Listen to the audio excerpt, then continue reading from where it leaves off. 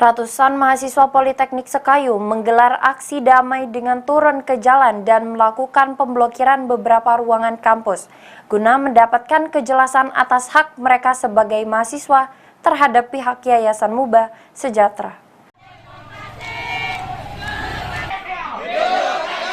Ratusan mahasiswa Poltek Sekayu kembali menggelar aksi damai dengan turun ke jalan serta menyegel beberapa ruangan kantor di kampus Poltek Sekayu.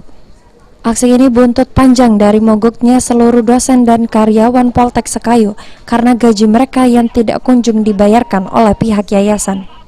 Namun karena belum ada itikat baik dari pihak yayasan yang menjawab dari aksi sebelumnya, ratusan mahasiswa kembali menggelar aksi damai dan menuntut serta mendesak pihak yayasan agar mengundurkan diri. Itu aksi penyegelan gedung Yayasan Mubah Sejahtera, Pak, yang dimana kami ini selaku mahasiswa Universitas Akademika merasa dirugikan dan banyak sekali merugikan kami mahasiswa dan Civitas Akademika terkait oleh Yayasan Mubah Sejahtera.